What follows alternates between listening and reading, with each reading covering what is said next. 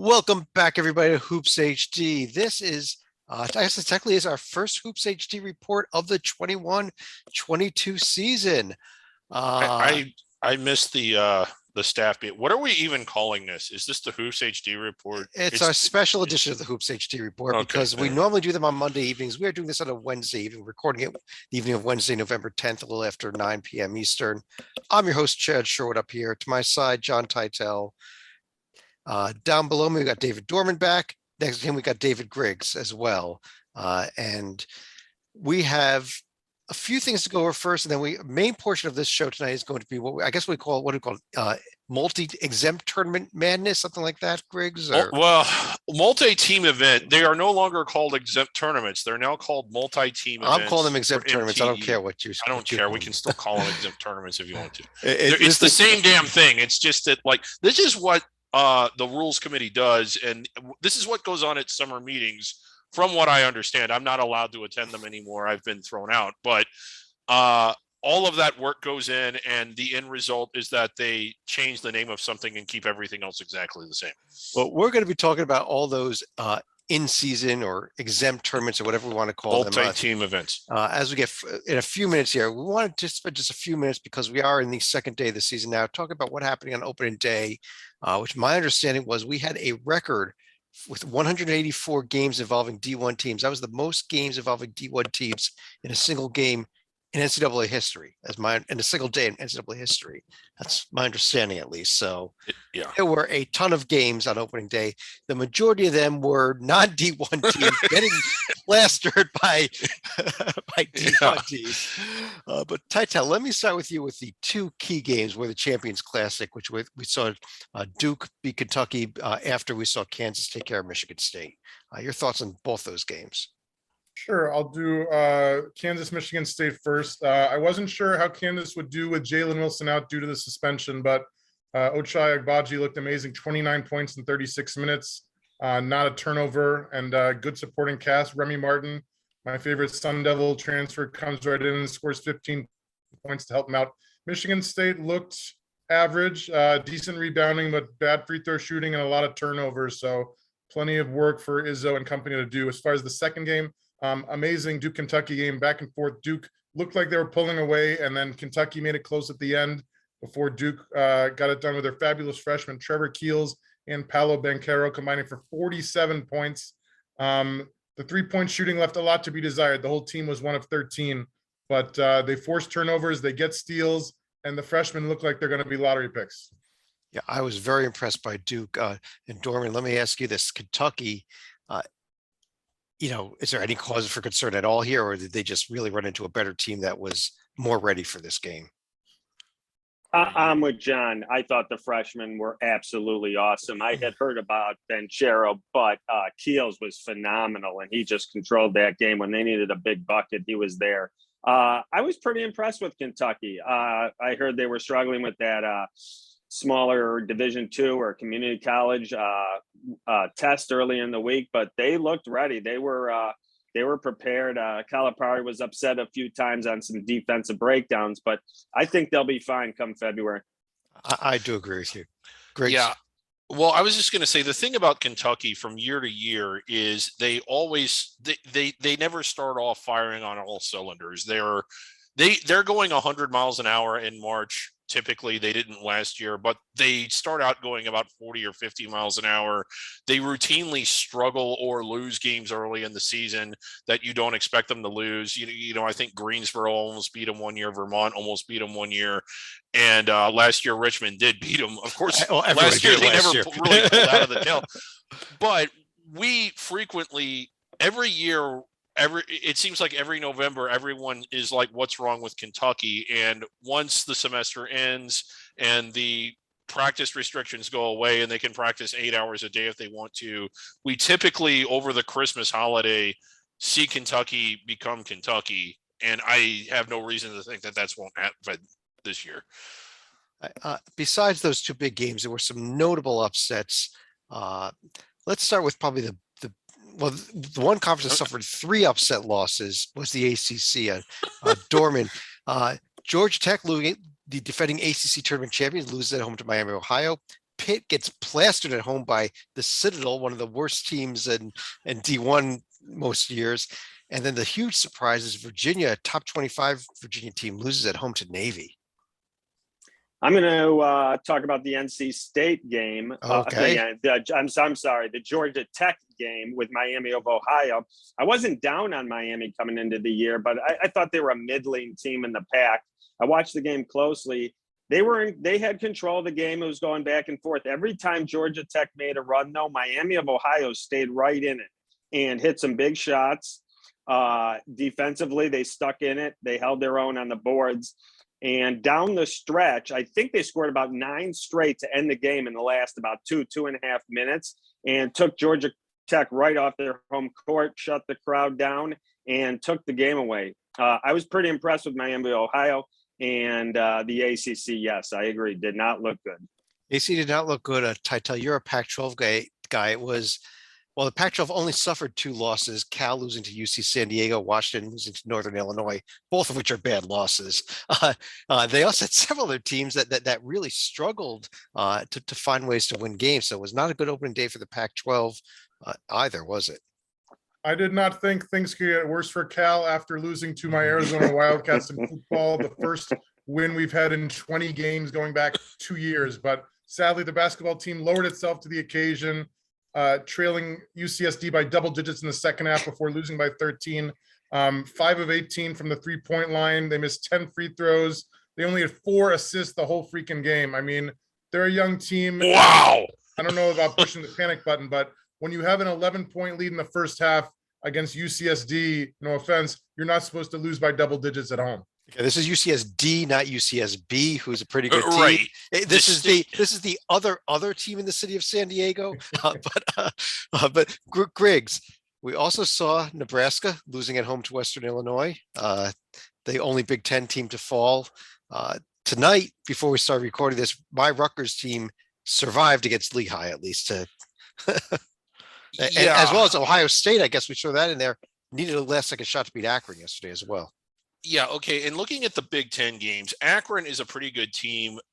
I mean, them nearly beating Ohio State, or even had they pull it off, would have been surprising, but not astounding. I think we all think Akron is good. It's not the same level of surprise, not even close, as Navy over Virginia, or even the Citadel over anyone. Western Illinois, I know Nebraska has low expectations, but so does Western Illinois, a Summit League team that we're not expecting much out of, or at least I wasn't. I was shocked by that. I really was. Yeah, not as shocked as I was at the Citadel beating anyone, but that Western Illinois won that game. I guess the other conference I was shocked at, Dorman. I know you were here for our Under the Radar preseason preview, I believe. Or maybe you weren't. I forget. I was there. I was okay. But both Missouri State and Northern Iowa, 2 of the 4 teams we expected to be possibly at-large bid worthy in the Missouri Valley Conference, both lose. Missouri State to Southeast Missouri State, Northern Iowa to Nichols. The best team maybe the best team in the Southland, but it's a very depleted Southland this year. It was a disappointing day for the Valley. Awful. They didn't look prepared. I actually thought Southeast Missouri State became Missouri State, but apparently they didn't become Southeast Missouri State. There was no energy by either of those teams. They were flat. They weren't hitting shots. They weren't defending. And in the end, they actually both deserved to lose because they were ill prepared to play last night. Ill prepared to play. And I would note that probably the most notable game coming up tomorrow on Thursday's schedule is Northern Iowa's got to go at it again, hosting Vermont, who's probably the best team in the America East. So they could be in a ton of trouble tomorrow, and it could write themselves right off of any at-large contention 2 days into the season or 3 days into the season. Yeah, and how crazy is that? But you're right, Chad. You hate the term must-win game. It's way overused. Northern Iowa might be in a must-win game tomorrow. On the 3rd day of the season. Exactly. Yeah. Titel, 2 other things I want to quickly mention. Xavier struggled but got the win over Niagara. But the other surprise, Houston, top 25 team, defending Final Four team, had to go to overtime to somehow beat Hofstra, a team that I don't think we were predicting much for this year. Is it trouble in Houston or was it just a fluke? Neither. I don't think Neither. it's trouble because they got the win against a decent team that should have made the NCAA tournament 2 years ago before it got canceled since they won their conference tournament. The amazing part is that Hofstra is playing without Jalen Ray, who's arguably the best player in CAA. Houston had a great game from Sasser with 25 points, a double-double from Kyler Edwards. So they have a bunch of juniors and seniors. I think the bench is a little thin because they lost a lot of guys to the draft and the transfer portal. But as long as they keep making 10 threes a game and getting 46 rebounds a game, I'm not too worried about Houston. We are going to have our next Hoops AT report on Monday night, but I just very quickly want to run down some key games that are coming up this weekend. We were not much in terms of Thursday's schedule, but Friday has a couple interesting Griggs. We've got Pitt, West Virginia in the backyard brawl, although we saw what Pitt did, so I'm not expecting much of a game. It's going to be the backyard mall. We got an interesting SMU Oregon game that could be a little bit interesting. I would keep an eye on that one, but the two big ones are San Diego State BYU at BYU, and even more importantly, potential Final Four preview in Villanova at UCLA. Yeah, big showcase game early on, and you like the games like this early in the year. At least I do. I think it gets national interest in the sport in general earlier in the year, but it's really a high reward, low risk situation. If you win that game, suddenly you have a win on your resume that indicates that you deserve a protected seed or maybe even a 1 seed. And you may have that one next to it in the top 25 polls also, but right, yeah. And if you lose it, oh well, like you lost to somebody really high in the rankings, you're not really going to get dinged for it. So you kind of wonder why teams are a little bit hesitant to play those games this early. But that's a big one, UCLA Nova. UCLA kind of, barely got into the NCAA tournament a year ago and then made the most of it once they were there. All that momentum is back. The expectations are high. That's going to be a fun one. Well, if you want to talk Final Four previews, Titel, we may have a Final Four preview also on Saturday night.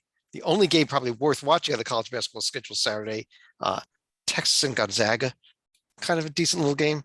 It's going to be fantastic. For those of you who didn't see Gonzaga's opener, they won handily, but it wasn't because Drew Timme had a big game. It was the Super Frost Chet Holmgren. Oh, thanks for the spoiler. I had that on the DVR. Erase it because it's not worth it unless you want to scout the lottery pick for next year, because Holmgren was amazing. He almost had a quadruple double with the not just the points and rebounds, but the assists and blocks. He's rail thin, but he's 7'1" and he can do everything. And I think that I wasn't sure how high to believe in him, but he's legit like an All-American already. He looked amazing. One last game over the weekend, Dorman. On Sunday is a game that last year we don't like to think about it because it was one of the scariest moments we saw in the season, but it's Florida State at Florida on Sunday. Last year we saw Keontae Johnson go down during this game, but before that, at least this has been a very fun series. Great series. Florida State is currently in action playing with Penn on their home court. Just started early there. So this is our first look at the Seminoles, but I'm not expecting much from the Gators this year. They were decimated they lost to the transfer portal. A few guys went pro, didn't make the NBA, went overseas. So I look for the Seminoles to be able to handle the Gators, but with a rivalry like this, you never know. Should be a good game. I believe it's right up 1 Eastern. So if the NFL games are boring, which they've been, turn on ESPN, you'll see some great college basketball. Yeah, absolutely. That's the game we're going to be circling Sunday. We'll be back on Monday. Notably, coming up Monday is going to be the start of the Gavitt games between the Big Ten and the Big East. The first couple games, they'll be Illinois, Marquette, and Providence, Wisconsin, a shorthanded Illinois team. So that could be an interesting game there. But why don't we get right into the Griggs, what do we call it? Exempt tournament? We just went through this, didn't we? I forget. What are they officially called, or what do we call them? We call them exempt tournaments. I think. Okay, exempt tournament. They're multi-team events. Multi-team events. Anyhow, I'm going to pull up the screen share here, and in very large format, we should see the Hoops HD website. Did it work? Yeah, it's right there, right on the screen. I can see it right there. Okay, if you go up there, this is what you're looking at, and you can see all. And so, if you're new to the site, you can check out all the various tabs we have here, including bracketology, the JNG ratings, Conference tournaments are up here. The exhibition tab will be going away. The exhibition tab will be going away fairly soon. We'll probably leave it up there for a few more weeks. Our season previews will be up there at least for probably half the season, maybe longer. But right here, the in-season tournament tab is the one you want to click on. When you click on that, you are going to bring up the website that should be starting to. I should scroll down here. This is the list of each one of these events. Now there are different types of these events, Griggs, if I'm correct. Some of them are just round robin events where 4 or 5 teams will get together and play multiple games against each other. Correct? They've changed the rules. That exempt tournaments or exempt events used to be you were allowed up to 4 games. They all had to be played within 12 days of each other, and nobody could be from the same conference. So 5 teams from a different conference that had a scheduling agreement to play each other within 12 days, suddenly you could say, hey, that's a multi-team, or no, I'm doing it. That's an exempt event. Now they don't have to have that many. They can be as little, as few as 4 teams, and you still can play the 31 games. Right. It's limited to only 3 games now instead of 4 games. But those 3 games count as only 1 game in your schedule. That's how you get out from the official rule of 29 games in a season to 31, which is anybody that is in this type of event gets 31 games. Yeah, exactly. That is the big change, is that if you're in a multi-team event, whether you're playing 2 games or 3, you can play 31 total. Right. We are only going to go through events that are bracketed because as college basketball fans, we love brackets. So the ones that are round robin, we're not going to be discussing on this show. You can look them up on other sites. Like, we're just going through bracketed events, and they start Friday with the Asheville Classic. This is a new event. Western Kentucky, Minnesota, Princeton, South Carolina. Dorman, let me start with you here. That is a very loose use of the word classic. This not so classic. Anything you're looking forward to even watching in this event?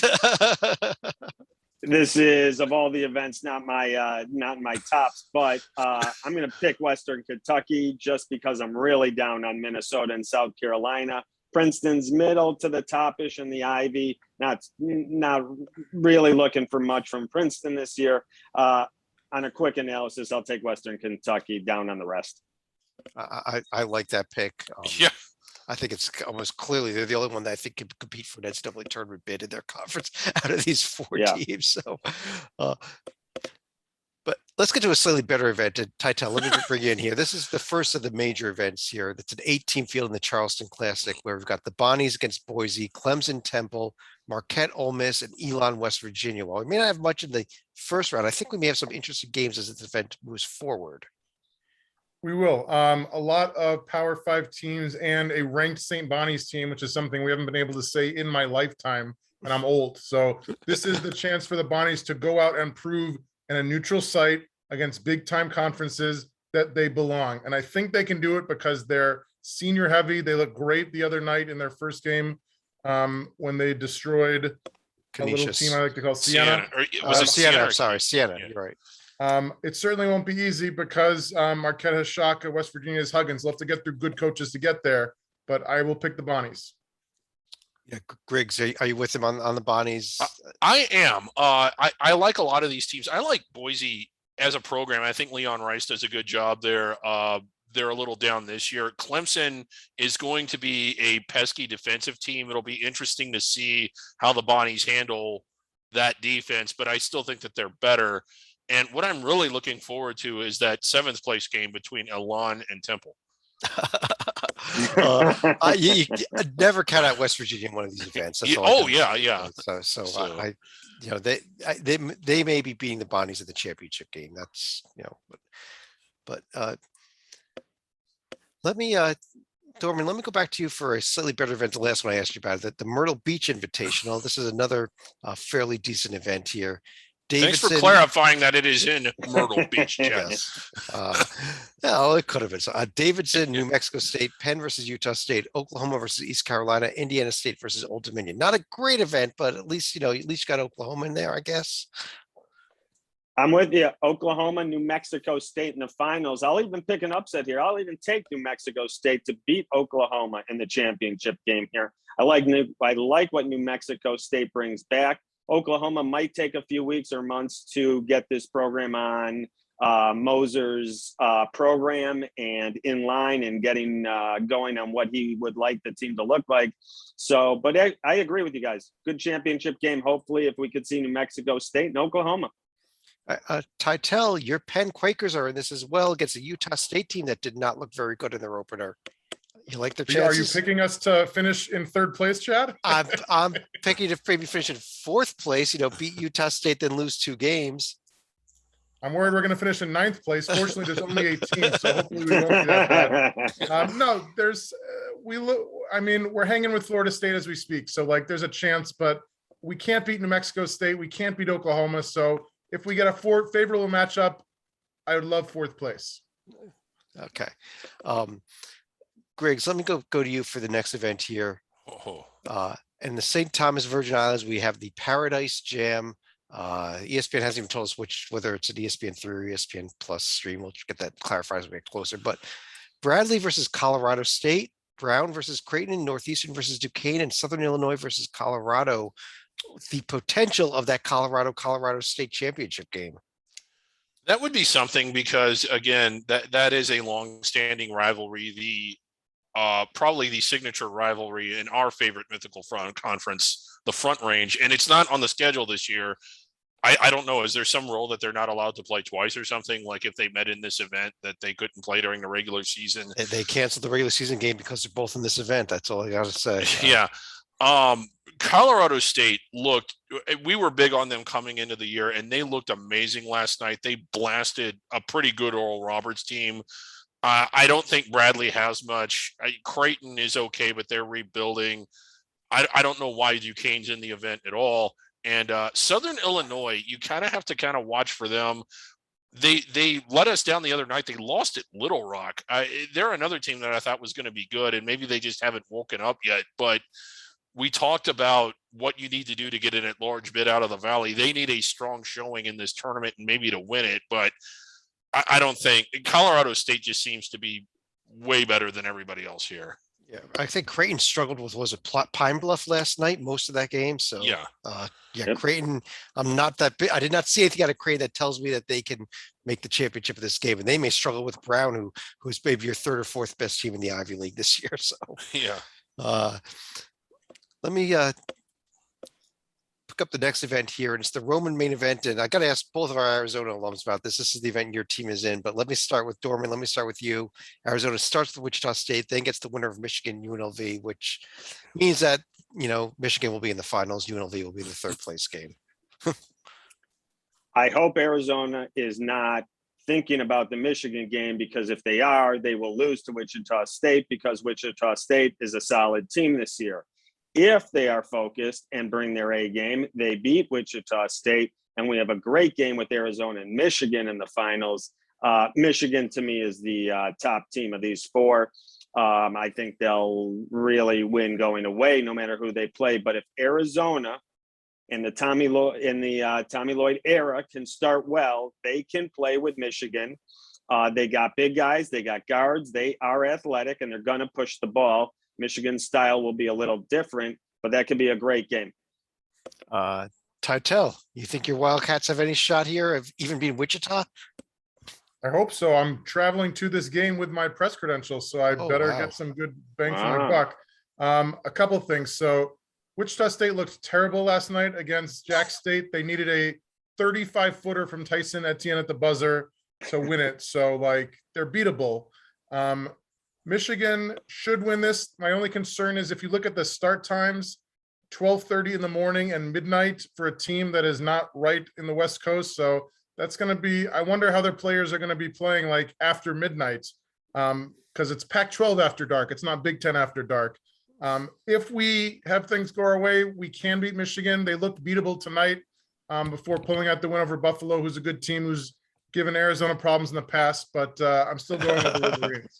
Yeah, there's a little bit of problems in the past. Probably don't want to discuss those much, but I agree with you on the Wolverines, though. But Griggs, the Empire Classic has 2 brackets, a visitor bracket and a host bracket. The host teams are not bracketed in the event. So the only bracketed half is the visitor bracket of Texas State versus Dixie State, followed by Eastern Washington at Cal State Northridge. Can you tell us anything about this Well, event at Texas all? State had a pretty good year last year. They're kind of in reset mode. Eastern Washington was really good last year. They would have been really good this year too, had their players come back. And coach. But they didn't, and they're not really good. This is almost Dixie State's transitioning. They're going to be changing their name to Utah Tech any day now. This might be their last chance to win a trophy as Dixie State. Cal State Northridge, Mark Gottfried is out. Trent Johnson's your interim coach, but it's just a complete nightmare there at Northridge. It's Who a bad put this event. together? Like I like Texas State because I just don't think they're as bad as everyone else. I'll tell you what, Titel, let me give you something a lot better than that. One of the premier events, I think, here, the Hall of Fame tip-off: Villanova, Tennessee, Purdue, North Ooh, Carolina. that is a good one. All 4 of these games are going to be fantastic. I think this is a bunch of top 25 teams. Carolina young with a new coach in Hubert Davis. Villanova, veteran experience, a veteran coach in Jay Wright. Colin Gillespie looked solid last night in their opening win. Tennessee has some young freshmen who are looking good. Kennedy Chandler was great. And Purdue has a sophomore class with Jaden Ivey and Zach Eady and the senior big man, Travion Williams. A bunch of good players and coaches. I'm picking Villanova, but I would not be shocked if any of these 4 teams won because they're all good. This is an amazing event. You got to pick, Griggs? Incredible. What's that? Do you have a pick? David Oh, Griggs. who's my pick? Nova. Nova? Dorman? Purdue. I'm with you. That's a I'm good going. pick. That's I'm a going good Purdue. pick. Yeah, I'm taking Purdue to win this thing. I'm with you. Although I do like that Villanova will have a huge test in UCLA going in, and the other 3 are playing directional schools before. So there's a little advantage there for Villanova, but I like Purdue. Shout out to Villanova real quick, who is really getting out there. The Big East isn't easy. They've got fixture games in the Big 5. They're playing UCLA. They're playing in this event. I forget who their Gavitt Games opponent is, but it's somebody probably really good. Nova really scheduling up this year. Yes. We've got the Sunshine Slam. It has 2 different brackets here. The kind of like the top bracket, I think, is the better teams bracket for what it's worth. The bottom bracket there is the lower teams bracket. So, Titel, let me start with you on this. I guess the better bracket, you have Utah, BC, and Rhode Island, Tulsa, but I don't know what to say. There's not much to say. These are 4 mediocre teams. I think that anybody can win it. I don't like Utah's chances because they have the farthest distance to travel. So I'll pick Rhody, but they could also lose twice. So totally up in the air. Yeah, Over under on the number of those teams that even make the NIT. 0. Under. Yeah, I'm thinking 0. yeah. Griggs, just by the way, when you're looking at Villanova's schedule, they're also playing Syracuse. They also have a game at Baylor. So a hell of a schedule this year for Villanova. Yeah. Step back. But Dorman, how about the visitor bracket of Bryant, Bethune-Cookman, Air Force, and Holy Cross? You can watch them all on Flow Hoops. Yeah, I'm going to take Bryant because they're the best of that group. Not much to say here. There's too many great games going on. And this is not one of them, but I like Bryant of the 4 of these teams. You're going to want to log in to Flow Hoops early because the server might crash. Yeah, It's going to be. Griggs, let me throw one at you here. This is the Legends Classic. We'll get to their host bracket because I think it's like a week later in a few minutes here. But their visitor bracket, again, their lower bracket of Howard, High Point, Georgia State, and William and Mary. Actually, a pretty good Georgia State team this year, though. Georgia State. I don't think that they're like a bubble team or a team that can run at the bubble or anything, but they are hugely underserved in this event. They're essentially playing what amounts to 2 bye games. They should win them. Yeah, they should win them. Although I would note that Howard is I believe the only team that's currently 2-0 on the season. They played both last night and tonight, crushed both District of Columbia and Regent University. So congrats to Howard, 2-0. That makes them a 1 seed in the NCAA tournament, according to David Grace. It doesn't because those aren't D1 teams. The Jacksonville Classic, Titel. Let me start with you on what's called the Duval bracket, the better of the 2 brackets. Loyola Marymount against Florida State and Missouri against SMU. quick shout out, Howard, best team in DC, of course. I think the Seminoles should win this in their home Howard state. might be the best team in DC. Don't sleep on SMU with Kendrick Davis, arguably a top 5 point guard in America. But Florida State is getting tested by Penn as we speak, so I think that they will be in store for they'll be battle tested. So I think the Seminoles will take this one. So you're with the Seminoles to take this one. Dorman, how about this bottom bracket here? Boston U versus Northern Illinois and Little Rock versus Sam Houston. I guess it's kind of a also Rans bracket here. Also Rans bracket of the 4. I think Boston University is the best, but again, 4 teams that I don't look to be very high on at all this season. I don't see any NIT, CIT, CBI teams here. Don't forget that Northern Illinois did win at Yes, they Washington did. yesterday. So And Little Rock beat Southern Illinois. So nice opening night for those two. So we'll we probably won't keep an eye on that, but you can check the website after the game's over and see who actually won. We're not even sure what channel it's on. It may not even be streamed or anything. Griggs, the Gulf Coast Showcase has been in the last few years, one of the better under the radar events. Yeah. I believe that the very first game of the season last year was part of the Gulf Coast Showcase, if I remember as well. But yeah, it was. We got Rice versus Evansville, Vermont versus Oakland, Akron versus Fordham, and App State versus Delaware in this event.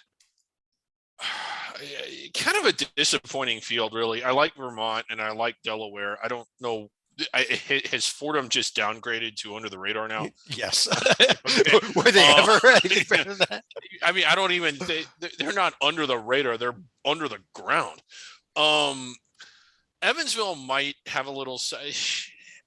Well, okay. Akron, we saw what they did the other night. I like Vermont and I like Delaware. If the bracket plays out to where all those teams hold serve, the semifinals could be interesting. The other 5, App State, a tournament team last year. I'm trying to come up with ways to get really excited about this. I like 3 of these 8 teams. I like Akron to win it all. Yeah. Delaware, I think is going to be a decent team in the Colonial this year. But I'm with you on. I think I might go Vermont to win this whole thing. That's kind of where I'm looking here. But let's go to the Nassau Championship. Not much better. And who am I up to now? I have to tell them to go back to you. I forget who I'm up to next. But not much better though with Toledo, Charlotte, Drexel, Tulane, Abilene Christian against Jack State, and Coastal Carolina against Valpo. Yeah, I think I'm going to keep it in the MAC. I think Akron's going to win that one. I think Toledo's going to win this one. The great state of Ohio getting it done south of the border. Yeah, that's probably a good call here. I don't think Abilene Christian has much this season, although they were a tournament team last year. Jacksonville State's a team I'd look out for here as the other team that I think is decent at least. But let's keep rolling. Don't get much better with the next one either, other than it's an 8-team event. Dorman, let me give you one of these though. The Naples Invitational with Kent State, James Madison, Wright State, George Washington, East Tennessee State, Murray State, Missouri State, Long Beach State. By the way, the Naples Invitational looking for an intern to do the play-by-play on these games. Oh, did you? Yes. On Twitter today. Yes. So, if you want to do play-by-play, get to Naples the November 22nd. You could do it. But Dorman, I don't even think they're paying your transportation. No, the weather will be nice. Yes. One matchup I I'm really applying. wouldn't mind. You got it, David. As the puppet, I am going. One matchup I wouldn't mind seeing. I'd like to see Wright State, Missouri State in the finals. I think that's a solid matchup. I think 2 teams that I got right at the top of their conferences. Wright State, Missouri State, and I'll take Wright State to beat Missouri State in the championship. But a good matchup if that can hold serve. That might hold serve, but Griggs, we've got to look at the possibility here of a game on Tuesday the 23rd, either in the semifinals or the consolation finals, of the Battle of the Presidents. James Madison, George Washington. James Madison. They used to play on President's Day. Yes, it is. It could happen. We want to see that. Get that decided for this year at least. Who was the best president? let's finally get somewhere a little bit better here. And Griggs, let me stick with you. The Maui Invitational, one of the premier events. We got A&M against in Las Vegas this year. Texas A&M against Wisconsin, Butler, Houston, Oregon, Chaminade, St. Mary's, Notre Dame.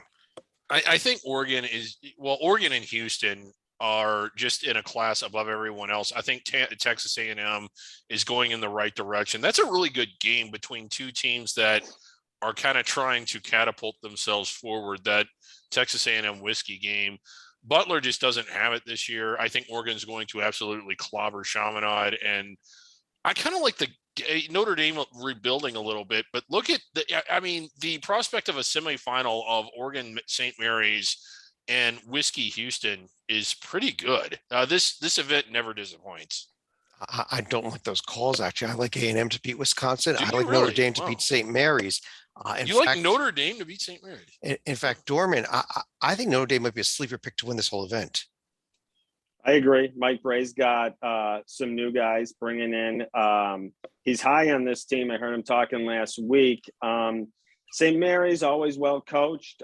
They bring back some of their top guys again.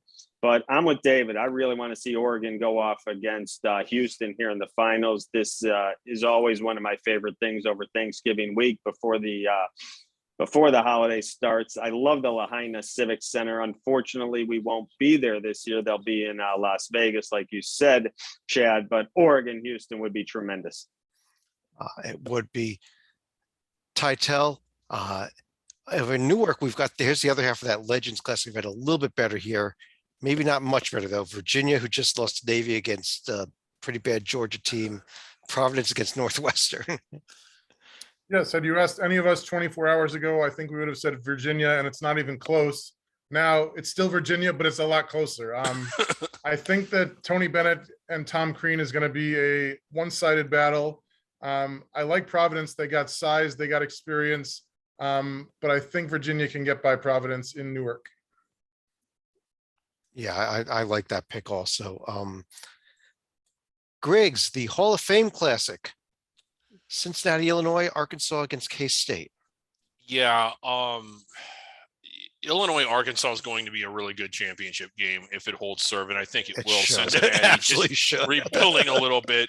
K-State kind of sweating against FAMU right now. That's Florida A&M, but it looks like they're going to hold on the win. Frank Hayes still at K-State, so Arkansas should win that fairly easily. And Arkansas, Illinois, good final. Frank Haith is not a Kansas City. No, he's not. I'm sorry. It's Weber. Bruce Weber. Frank Haith is Weber versus his former school at Illinois, if that would go. Yeah. Oh, yeah. Wow. I don't think we're going to get that game, though. I really think I think it's going to be Cincinnati, Kansas State in the third place game. Arkansas beating Illinois in the championship game is my call here as well.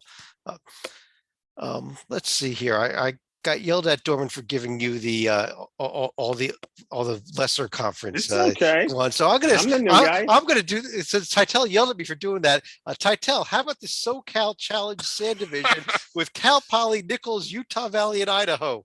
I did not yell at you. I commended you for hazing the new guy. First of all, I think this one. This is the tournament we're sending Singer to. He loves bad basketball. No, I'm a believer in Nichols this year. They got off to a great start by winning at Northern Iowa yesterday, so I'm going to pick them to keep going. Yeah, I think you're right that Nichols will win this event, although it is in, I guess it's in Cal Poly's backyard there. Dorman, I'll give you the good event here. Ohio State, Seton Hall, Cal, and Florida in the Fort Myers Tip-Off Beach Division. I'm going to throw an upset in here. I like Seton Hall to knock. If you say Cal, I was going to buzzer. No. Let's see Seton Hall knock off Ohio State, and yes, Florida will be in the finals versus the Ohio State Seton Hall winner. Okay, Griggs, you like that upset call, or you think Ohio State? I still like Ohio State. I know they had to sweat a lot last night, but I can't get past the fact that they were a top 10 team at the end of the regular season last year and everyone's back. I just think that they're really good. I love Chris Holtman as a coach. I think they win this event. Yeah, I might be with Dorman here on the Seton Hall possibly able to pull that upset. Maybe even set up a Florida championship, even though, we're not that high, may not be as high on Florida this year. Let's see what happens here. Let's go to the Palms division of the Fort Myers tip-off here. And Griggs, let me stick with you here on the Yeah. Southern Utah, Yale, Bowling Green, Milwaukee. Southern Utah continuing to make strides. And I realize that Yale, Bowling Green, and Milwaukee isn't exactly the biggest measuring stick. Milwaukee does have a star player, but I like Southern Utah here. Southern Utah here. I think this Bowling Green Milwaukee game could be interesting. Bowling Green, a team that I might be a contender in the MAC, and Milwaukee with the coach's kid who passed up a chance to play at Duke to play for his father at Milwaukee, a five-star recruit. So Milwaukee's kind of a dark horse pick in the horizon. So let's keep an eye on that team. Maybe on these games, there's not even any streaming advanced yet. Yeah, hopefully they get those on. The Cancun Challenge has been a pretty decent event in years past, Titel. This year, the premier bracket has Stephen F. Austin, Buffalo, Illinois State, and St. Louis. So a little step down for this conference. For this event this year. Oh, you think so, Doctor? Yes. I think that after watching Buffalo hang with the Wolverines earlier tonight, I want to pick them, especially because St. Louis has the injury problem with Javante Perkins, but the Billikens looked amazing yesterday, destroying Central Arkansas by 35, albeit Central Arkansas and albeit in St. Louis. I'm going with the Billikens just because even with that injury and even with Buffalo looking good, they look great. Buffalo is good. I like Buffalo. Okay, Greg's going with Buffalo. Dorman, how about the Maui division of this event down in Cancun? Middle Tennessee, Ryder, Bucknell, and Mercer. 4 teams that are going to struggle in their own conference this year. Mercer's probably the best of these 4 teams. I like that. Yeah, Mercer. I'm sorry. I think Mercer's the best of these 4 now. He should win 2 games here, but these, like I said, Ryder, Middle Tennessee, and Bucknell not so great this year. Yeah, rebuild. Mercer's one that hung with Arkansas for most of the game last night. So I like that Mercer pick here actually. Little Middle Tennessee news today. Also, Middle Tennessee officially told the Mid-American Conference they will not be leaving Conference USA. They are staying put. Western Kentucky likely to be staying put as well. So CUSA looks like it might actually be surviving after being possibly down to 3 teams just a week or 2 ago. Yeah, they're up to 9 members. So that's all you need. Griggs, let me give you a good one here. One of the premier events every year, the Battle for Atlantis. We have Michigan State against Loyola Chicago, Auburn, UConn, Syracuse, VCU, and Baylor, Arizona State. A great event, actually. Yeah, and the reason I like this event, it isn't just a showcase. It's a chance for teams like Loyola Chicago to get big wins. VCU so beat up with injuries, you kind of hate that they can't enter this event at full strength. I just don't think that they're good enough to take advantage of the opportunities to catapult themselves inside the bubble. Baylor, again, the defending national champs, sort of rebuilding there. But what an important, I think that they don't have to win the first game, but Loyola Chicago needs to win one of these, I think, to help get themselves and to help get them inside the bubble. They can't just go 0-3, especially is beating VCU enough if that's the one that they win? Do they have to win against one of these teams that looks like they're solid tournament teams? Titel, who does win this event? Because I keep looking at this field and I just can't figure it out. Don't feel bad, Chad. They all there's a lot of contenders here. I mean, Dorman talked about if you don't want to watch football on Sunday, watch the other game. If you have nothing to do on Thanksgiving football wise, like these consolation semifinals are going to be amazing. Like Loyola Chicago is a great team. They're arguably like the 7th best team in this whole tournament. I think I'm going to pick Baylor, even though they lost a ton and had the bad news recently that their hotshot freshman Langston Love is gone for the year with an injury. But any of 6 or 7 teams could win this, but I'll go with Baylor just because Scott Drew knows how to coach and he brings back enough good talent that hopefully he can keep on rolling from last March and April. Yeah. Chad, I want to make a point real quick here that on the team sheets, it doesn't matter if it's a consolation game, a 5th place game, a 7th place game, it's a game. Yes. The committee does not factor in what round of a multi-team event the game took place in. Exactly. You're correct. Yeah. Dorman, you want to make a pick in this event here as well? I kind of like the Baylor pick just because I think they have an easier road. I think that top half of the bracket with Michigan State, Auburn, and UConn is deadly. And I'm not even counting Loyola Chicago, who is a very good team.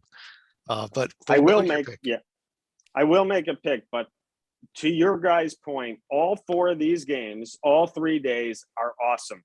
It doesn't matter who you get matched up with day 1, day 3. These games are fantastic. I can't wait for this tournament. My champion is going to come from the winner of this Auburn UConn game. I like the winner of that to get hot. We saw Michigan State last night. That Loyola Chicago battle in the first round is going to be a tough, interesting game. But Auburn UConn first round winner is my champion. I lean Auburn here. Okay. That's my biggest problem with going to the Auburn is they may be eliminated from winning the championship on day 1 of this event because that UConn team is a pretty darn good team too. NIT season tip-off, Griggs. Xavier against Iowa State and Memphis versus Va Tech. Who do you like to win the Xavier Memphis championship game? Or you going somewhere else? You go Va Tech. Well, I still have question marks about Memphis. From a talent standpoint, they should roll Virginia Tech, but Virginia Tech isn't bad this year. It wouldn't surprise me at all, and I don't think it would surprise you either. You may not pick it, and I'm not either. I'm going Memphis over Xavier in the championship game, but it would not surprise me if they didn't even get past Va Tech. Fair enough. Titel, what's now called the ESPN Events Invitational. This is the old Orlando Invitational, same event. We've got Dayton versus Miami, North Texas, Kansas, Alabama, Iona, Belmont, Drake. Who do you like to win the Alabama-Kansas championship game here? Kansas, and to be honest, it's not really that close. I was very impressed by the Jayhawks yesterday when they took care of Michigan State pretty handily without Jalen Wilson. Not sure if he'll be back for this game, but they've proven they don't need him. Miami has some great individual talent in McGusty and Isaiah Wong. Alabama looked good in last March. Don't sleep on Drake because they looked amazing last year, but I think this is Kansas's tournament to win handily, frankly. I'm fascinated, Dorman, by this Belmont Drake quarterfinal game too. Two teams I'm very high on this year, even though I know Belmont lost their opening game. That's going to be a fantastic game, Chad. I totally agree. But the semi I'm dying to see is Alabama and Drake. And that becomes a huge game for Drake because, like we've talked about the whole show, these mid-conference teams need to win these big games. It's on paper. It doesn't matter when it comes. It's part of the resume. Drake has got to pile wins if they want to be in the bubble discussion if they don't win the Valley. Beating Alabama would be huge. Alabama Drake in a semi would be phenomenal. Yeah, Alabama's got to get by Rick Pitino there, Griggs. True. Iona's Yeah. Iona's plenty good. Yeah. When you talk about under the radar teams trying to play their way inside the bubble, how important is that Belmont Drake game? Because first, it gives you a shot most likely against Alabama, but it also most likely assures you a good third place game if they don't beat Alabama. So you want to talk about a high stakes game, that Belmont Drake game. Yeah, absolutely. I don't sleep on Dayton in this event either. I think they could at least beat Miami. I don't think they can beat Kansas, but no. Let's go on to the Las Vegas Invitational. Griggs, let me stick with you here. New Mexico, UAB, San Francisco, Towson. A couple of sneaky good teams maybe here in both UAB and San Francisco. Yeah. Emphasis on a couple of sneaky good teams and a couple of bad teams. I think UAB, San Francisco. I'm big on both those teams. I think that would be a great matchup if the chalk holds. Or those seeding. So I guess there is no chalk, but if there isn't an upset, how about that? Oh, fair enough. Titel, the Las Vegas Classic has San Diego versus South Alabama and UIC against Hawaii. There's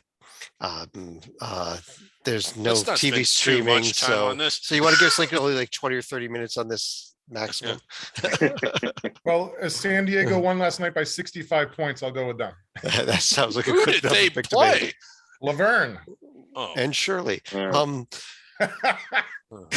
Tormund, the Wooded Legacy has been an 8-team event in the past. It's down to only 4 teams this year, but it's not that bad of a field with San Diego State and USC both in here, along with Georgetown and St. James. That's what I want to see, Chad. San Diego State, USC in the championship. I'll lean San Diego State. That'll be a great defensive battle. Tytel, you're going to be there cheering on Georgetown, correct? I'll be cheering for nobody as the unbiased reporter that I am, Okay. but I'm very excited to see San Diego State. I thought they might have fall off this year after losing a couple of great seniors last year in Matt Mitchell and Jordan Shackle, but they look solid the other night with Matt Bradley. Looks like he's going to be an all-conference player coming from, you guessed it, Cal. Georgetown has some pieces. I want to see the freshman Aminu Mohammed, who's picked as the Big East freshman of the year. So we'll see if he's legit. St. Joe's is going to get destroyed traveling 3,000 miles to play USC, but especially with the time zone and the midnight start, they're going to get blown out. And their roster, that may be a And problem their as well. roster, yes, that's a big part of the problem. Griggs, the Bahamas Championship here, Maryland, Richmond, Louisville, Mississippi State. I believe this is a new event here. Yeah, I love this field. I really like this Richmond team. I think that they're a tournament caliber team. This is a great opportunity for them to get a semi-decent win against Maryland and then maybe a really good win in the next game. Mississippi State is a team that I'm kind of big on, probably more so than most people. I don't know if I like them as much as I like Louisville, but I still think that that's a really good game. And just the different potential matchups, it almost doesn't matter how it shakes out. The third place game and the championship game are going to be fun games. Interesting TV for this event. The CBS Sports Network has Thursday games, but you have to go with streaming for the championship in third place. So so download your Flow Hoops app. Yeah, free. It's a free. Flow is free, isn't it? No, you got to pay for that. No, you got to pay for. Okay. Yeah. Dorman, the Emerald Coast Classic, the host bracket up top there, Penn State, LSU, Wake Forest, and Oregon State. Where do you want to go with that event? Interesting 4 teams here. I'm going to go with That's Oregon a nice way to put it. I'm going to go with Oregon State. LSU is big, long, athletic. Wade is going to get up and down with these guys. I'm going to go with Oregon State, although their key pieces and the coach's son is gone. But I think Oregon State's probably the best team.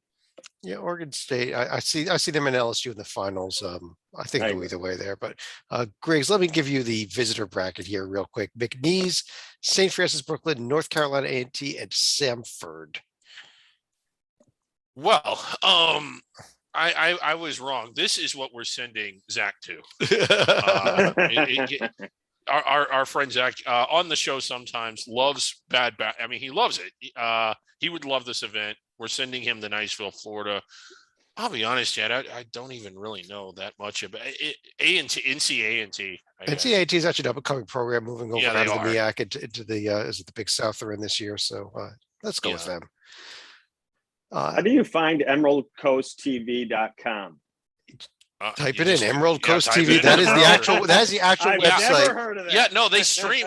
It's up all year long, and I think they just got a blank screen. Can we go to it right now, Chad? No, we can't. We're not going to. No. The tournament here actually runs its own streaming for the events that are not televised. So you go to their website. They have it's called emeraldcoasttv.com. I've been on that website to watch the third place game from the host bracket as well as all 4 of these visitor bracket games. If you got to get your A&T Samford action, you can get it. Not an exempt event, but coming up in December now, we've got the Sun Bowl Invitational. Bradley, Sam Houston, North Carolina Central, and UTEP. Tytel, do you have anything? I guess it's at UTEP, so we pick them. Is that the way we go? We don't. We go with Sam Houston because I like Coach Hooten. Not impressed by Bradley at all. They got blown out at South Dakota State, who's a decent team, but by double digits last night. So I'm not picking the Braves. South Dakota State is good, but not an exempt event. That means this event will count as 2 games for each of these teams. Not as are you sure? Yes. Okay. In fact, Bradley, we already saw earlier, they are in multiple. They are in an exempt event as well. Okay. back to being an exempt event, Mr. Griggs, the Diamond Head Classic. This is what we will be doing on Christmas Day. We've Yes. got Liberty, Northern Iowa, Wyoming, Stanford, BYU, South Florida, Vanderbilt, and Hawaii. Hawaii, the second time they've been mentioned, but they get to play extra games because they're on the Well, on the continental United States. Anyhow, yeah. so they get to play in 2 events too. Right. Like they normally play multiple events.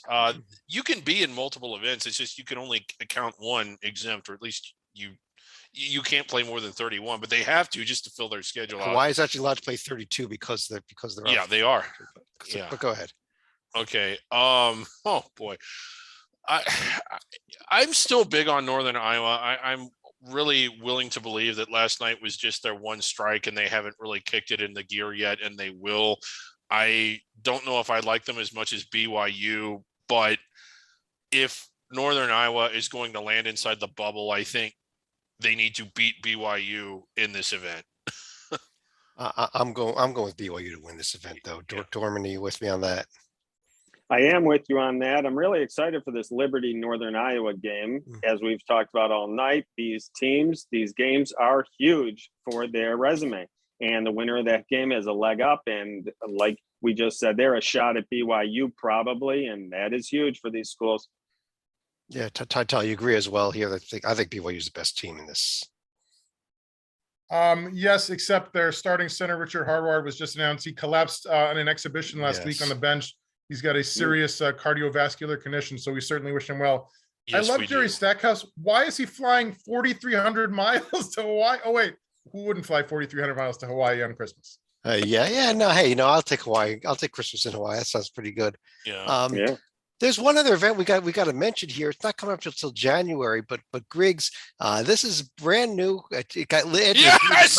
Oh, I'm so happy you included this. Okay, it is an in-season bracketed event. Here's what the Southland Conference is doing. It's down to only 8 teams this year. It'll be back up to 9 next year when Texas A&M Commerce comes in and joins them. But did they lose anybody else? No, not yet. Okay. At least. But Incarnate Word is gone. They're didn't they commit to the MAC? They're talking about it, but they've not. Okay, they're talking. I'm sorry.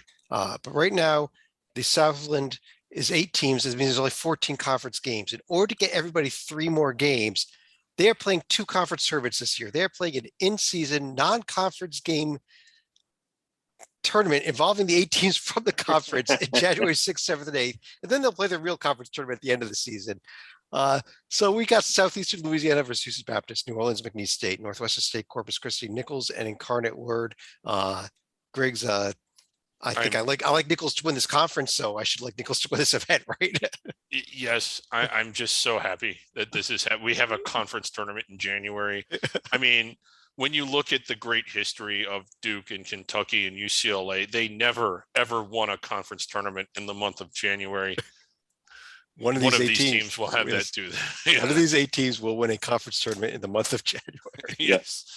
David, is there any truth to the rumor that the winner of this tournament, they will pick 6 players, and then the winner of the tournament in March will pick 6 players, and those 12 players will combine to play in the NCAA tournament?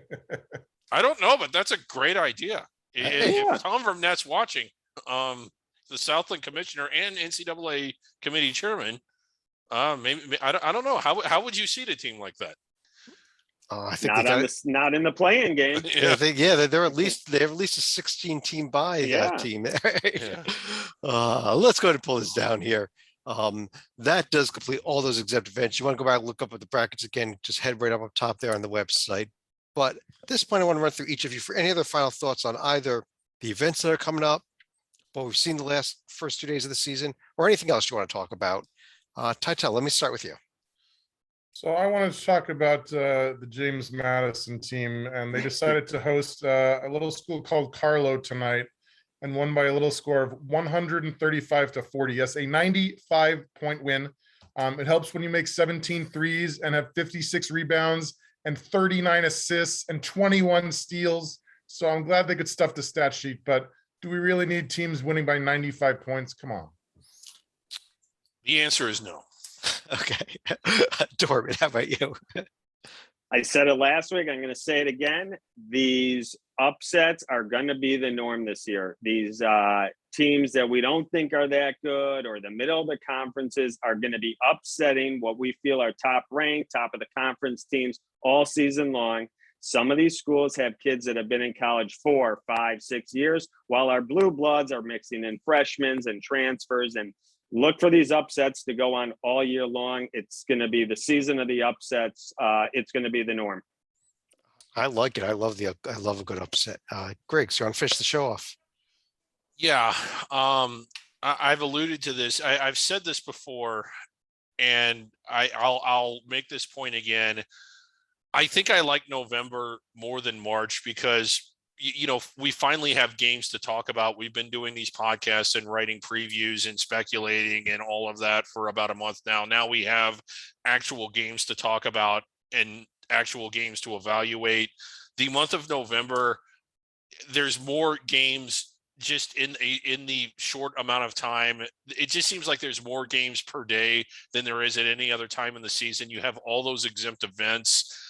You have a lot of games with teams that normally don't play each other. You have them in unique situations like ballrooms and, well, thankfully not on boats anymore, but in some of these really crazy venues that these tournaments are played in. I just think that it's a special time of year, and something that the casual fan does not understand, and maybe even the diehard fans don't understand, is just how important and how influential the month of November is and the major impact it has on what happens on Selection Sunday.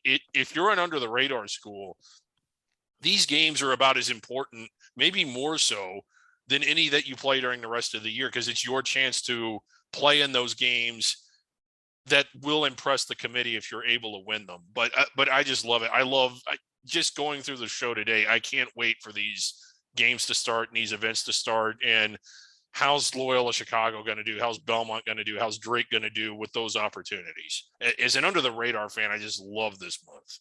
I agree with you. There are some great games. Now, I'm not with you that this is better than March. I'm sorry, March is better than November, but November is a ton of fun. I love watching all these events and all the upsets that we can see this time of year. Well, the And thing I'm sure about there's March a is lot more that of them. the season's almost over. In November, you have the whole season in front of you.